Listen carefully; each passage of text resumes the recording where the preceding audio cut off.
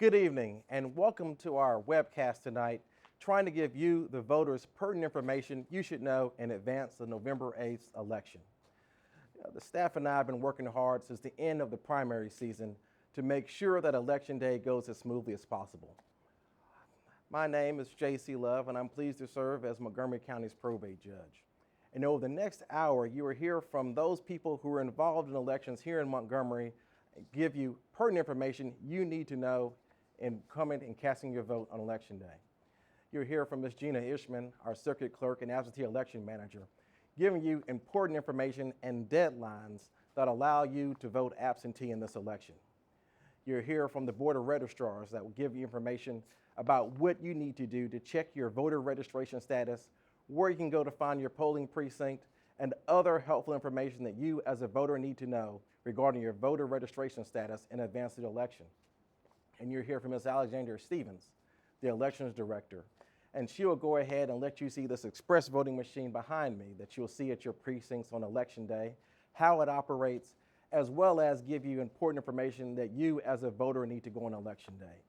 I encourage anyone who wants more information regarding sample ballots, find their polling precinct, to go visit our website, montgomeryvotesal.gov, or use our mobile app, which you can find at the Google Play or Apple App Store by simply typing in Montgomery Probate Court. From there, you can track your absentee ballot, find your polling place, view sample ballots, and on Election Day, you can see what the wait time is at your polling precinct. So thank you for tuning in. Good evening. I am glad to serve as your circuit clerk for Montgomery County and absentee election manager. My name is Gina Ishman. Here to remind you is the last call reminder about casting your absentee vote. The November 8th election is right around the corner, and have you put together your election plan? Absentee voting is one more day to cast your absentee ballot in person. So if you have not made a decision about if you're going to the polls or if you're able to go to the polls, you might be eligible to vote by an absentee ballot. There are several reasons that you could cast an absentee ballot prior to November 8th, such as you expect to be out of the county or town on Election Day, you're working a shift that coincides with the polling hours, you might have a doctor's appointment or have a medical procedure that day. Start thinking right now. Look at your schedule, look at November 8th to make a determination if you're going to be able to go to the polls. If you're not able to go, you have one more day. Tomorrow is the deadline to cast an absentee ballot in person. You can bring your ID to the Montgomery County Courthouse downtown, 251 South Lawrence Street, between the hours of 8 a.m. and 5 p.m. to request your absentee ballot. You can vote while you're in the office and turn your ballot in, and we will provide all the notarization or witnessing that's required to turn your absentee ballot in. If you have already received your absentee ballot and you have it with you, there's some important deadlines to return that absentee ballot to me. The deadline to hand deliver your absentee ballot to the absentee voting office is the day before the election, which is November 7th, before 5 o'clock. Again, if you have your ballot and you choose to hand deliver your ballot to the absentee voting office, the deadline is November the 7th, and only the absentee voter can return their absentee ballot. If you choose to mail your absentee ballot to us, that ballot must be received in our office by noon on Election Day by mail or other postal carrier providers. So decide today about your voting plan, and we are at 251 South Lawrence Street. You can call our office at 334-832-1281 if you have any questions. And our absentee motto is absent but counted, and we'll be glad to serve you. Good afternoon, everyone. My name is Alexandria Stevens, and I am currently the interim director for Montgomery County Elections. I am standing in for the Board of Registrars today and just wanted to give you some updates on how you can check your registration status, how you can locate your voting precinct, and also if you have questions about your registration status. If you are on the inactive roster when you arrive at the polling place on election day, you can simply contact the Board of Registrars at 832-1215 if you have any questions.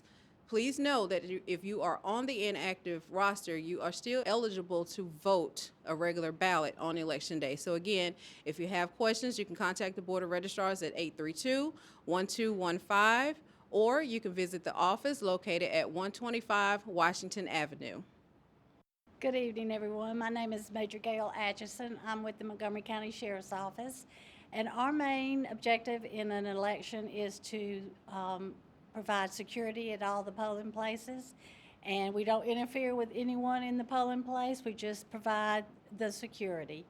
And the sheriff is an elected official, and he is on the appointing board for all the elections. And our other big item that we are responsible for is to maintain all the physical records of an election. And if you have any questions, please feel free to call me at 832-1388. Thank you. Again, my name is Alexandria Stevens, and I am the interim director for Montgomery County Elections.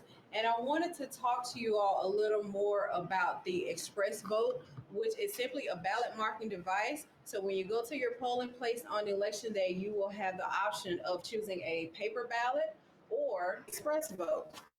Okay, so once you go to your polling place on election day, after you check in, you'll have the opportunity again to vote a regular paper ballot, or you can choose to use the express vote. Now again, this machine is simply a ballot marking device, so if you choose to use this device, after you check in, your poll worker will give you a ballot card. You will simply take this ballot card, place it into the express vote on the right-hand side of the machine.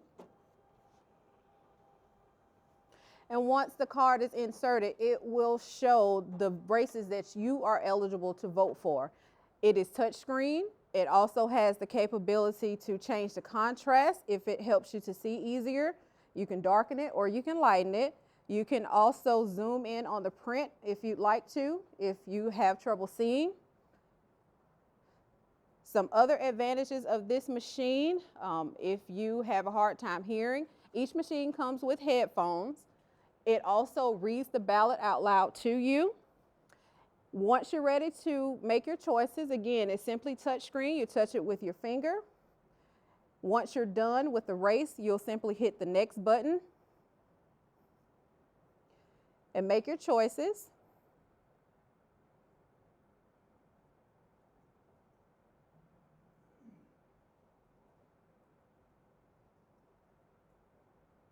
And once you're done voting your ballot, at the end, it gives you the opportunity to review your races. Now, if you want to go back and make a change, you can simply touch the race that you wish to go back and make a change on. Or if you're done reviewing your ballot, you'll simply hit print card and it will print your ballot card back out for you. And again, you'll have an opportunity to review the choices that you made. But remember, again, this is only a ballot marking device. So once you have marked your ballot, you'll simply take your ballot card and place it in the voting machine to ensure your ballot is counted on election day. If you have any questions about this machine and how it works, please give us a call on election day. That number is 334-832-7744. All right, thank you, Alexandria. On the ballot on November 8th, you also see 10 statewide amendments and 2 local amendments. And when I've gone out in the community and I've gone out to neighborhood associations to encourage people to vote, that's one of the main things they want to know about the constitutional amendments. And so I'm going to go through all 10 of those as well as the 2 local amendments for you this evening. Well, Amendment 1 that you'll find on the ballot will be a change to Section 16 of the Constitution, and will change the offenses to one who's entitled to bail. And if Amendment 1 would add that those people who were charged with one of these crimes would not be eligible for bail, meaning that they would have to stay in jail until the date of trial. And those were anyone who was charged with murder other than capital murder, kidnapping, rape, sodomy, domestic violence, human trafficking, burglary, arson, robbery, all in the first degree, as well as aggravated child abuse, sexual torture, and terrorism. And this amendment was in response to Anila Blanchard, who was killed in Lee County by someone who was kidnapped and murdered by someone who was out on bail for other serious charges. And this is to go ahead and add a list of very serious offenses to those who would be ineligible or not able to bail themselves out and have to stay in jail until their date of trial. Now, Amendment 2 would authorize city and county governments to use public funds to grant those to private companies in order to expand broadband access or internet access in their cities and towns. As you know, that due to COVID, with the COVID money as well as with the American Recovery Funds, then expanding access to broadband is something that cities and towns and counties are looking at doing. And so this amendment would go ahead and permit them to pay those funds to private companies to expand internet access for their citizens. Amendment 3 concerns the power of the Alabama governor to commute a death sentence to life in prison. And this is in response to a move by former Governor Fob James in 1999 when he commuted a death sentence to life without notifying the victim's family. And so this amendment will require that anytime the governor wants to commute a death sentence to life, that he would first have to notify the victim's family as well as the Attorney General of his decision. Amendment 4 would prohibit the Alabama legislature from changing election laws near the date of election. And so if this amendment passes, then any change to an election law in Alabama would have to be made at least 6 months prior to the date of the election. Amendment 5 affects the probate court, and it seeks to remove the language of orphans court from the Constitution. Now, one of the original duties of the probate court was an orphans court. But currently in Alabama, there is no such thing as orphans law or an orphans court. And many of those things that dealt with providing for minors or those who are unable to make decisions for themselves have been covered by other code sections. So this is just a move to remove unnecessary language from the Alabama Constitution. Amendment 6 would allow cities and towns to collect a specialty property tax to pay bonds or other debt service on capital improvements, and to also use those tax dollars to directly pay for capital improvements on a pay-as-you-go basis instead of issuing debt. So this will allow cities and towns to now to levy a special property tax to pay for capital improvements in lieu of having to issue bonds or debt to pay for those improvements. Amendment 7 would clarify the authority of cities and towns and counties to use public funds for economic development purposes. That in 2004, there was an amendment that was passed to the Constitution 774, which allowed counties to spend public money to support economic development. But there were also a number of other counties that passed local amendments, and there's been a legal dispute whether or not those local amendments serve the same effect as that Amendment 774. So this will go ahead and clarify that and allow cities and towns to use public funds for economic development purposes. Now, Amendment 8 is an amendment that applies only to Shelby County, and it would put all privately owned sewage systems under the regulation of the Alabama Public Service Commission. Amendment 9 is similar to Amendment 8, and it pertains to the privately owned sewage systems in Lakeview, in Tuscaloosa, and Jefferson counties, and it would put those privately owned sewer systems under the regulation of the Alabama Public Service Commission.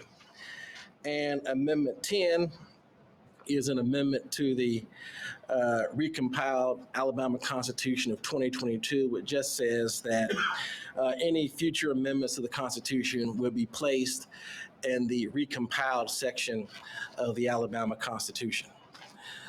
They're also on the ballot, you'll find two local amendments. The First Amendment pertains to my office, the probate court, and it would, one, require that any probate judge here in Montgomery County would have to be a licensed attorney. Currently in Alabama, the probate judge is not required to be an attorney. And so this amendment would join Jefferson and Mobile counties that have a similar amendment requiring their probate judges to be a licensed attorney. There's a similar amendment in Walker County that will also be on the ballot this Tuesday. And by local legislation, there are another 10 counties that have a local bill requiring that their probate judge be an attorney. But this amendment also will give the probate court equity and concurrent jurisdiction with the circuit court in wills and administration matters, as well in matters of conservatorships and guardianships. And that's when the court has to make a decision appointing someone to make decisions for someone's body, person, or for their financial affairs. Alabama law has, in recent years, has increased the authority of probate judges. One of the things the legislature did this past session was to give probate courts concurrent jurisdiction with circuit courts in elder abuse cases. So we share the same jurisdiction as the circuit courts throughout Alabama whenever there's an issue or case to be decided for abusing elders. And so, and Alabama law also gives, attorneys who are probate judges, their orders have the same effect as circuit court judges. So here in Montgomery County, I am the first attorney that has been a probate judge here since 1975, so almost 50 years. And so I would encourage the strong consideration and support for this amendment. The local amendment 2 would give all the mayors of the counties here in Montgomery County the ability to opt in to the state retirement system. If you want any further information or to read about the amendments for yourself, then I encourage you to go to our website, montgomeryvotesal.gov, or if you haven't gotten it, to go and download our mobile app, which you can find at the Google Play or App Store by simply typing in Montgomery County Probate Court. And besides being able to renew your tag and driver's license by going to the election tab, particularly on election day, you will be able to find out where it is that you're supposed to go and vote.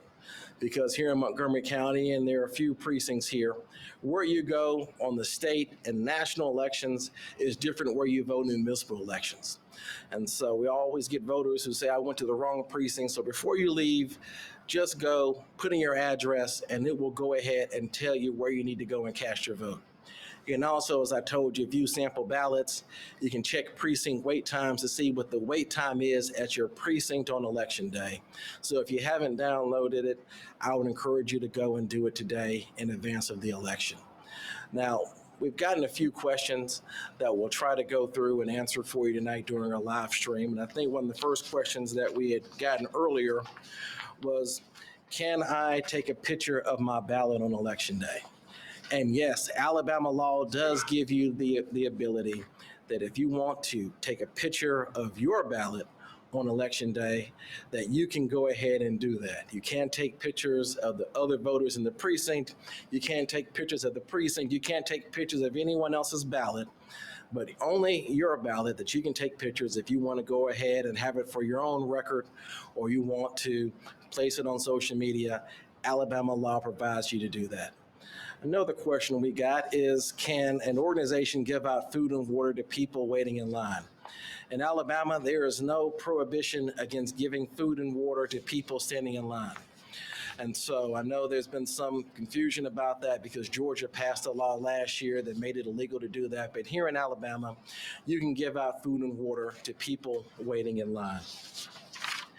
Another question that we had was for our absentee election manager, Ms. Ishman.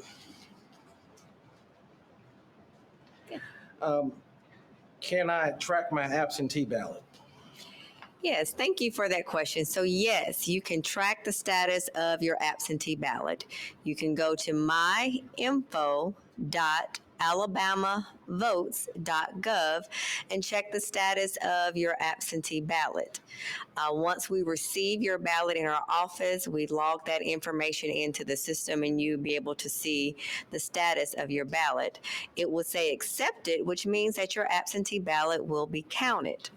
If you see suspended, it will give you a reason.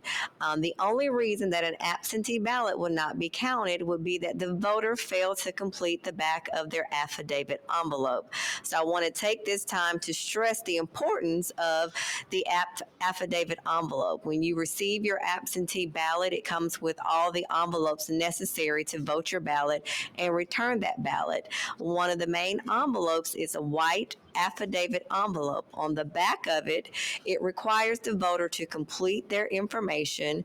They must sign the affidavit envelope, print their name, and that affidavit envelope must be witnessed either by two people or one notary. The two witnesses can be anybody over the age of 18. It could be someone that's in the household with the voter. It could be a family member, a neighbor, a church member.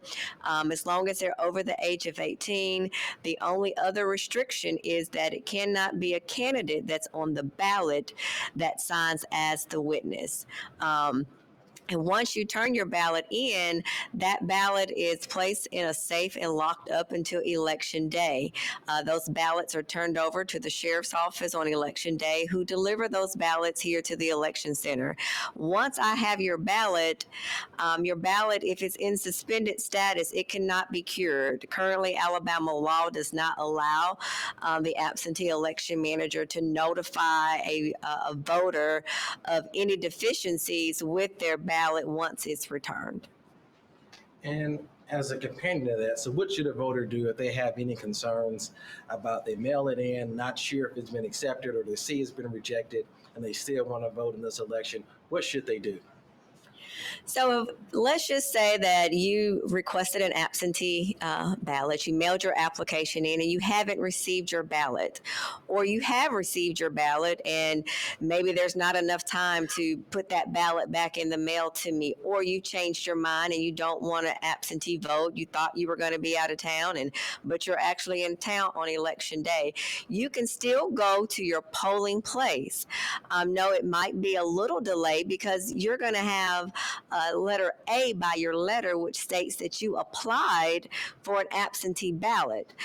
The polling officials will allow you to vote a provisional ballot at that time. So if you're unsure, if you go to myinfo.alabamavotes.gov, for instance, and you don't see any ballot status prior to the deadline of us receiving your ballot, please go to your polling place and vote a provisional ballot.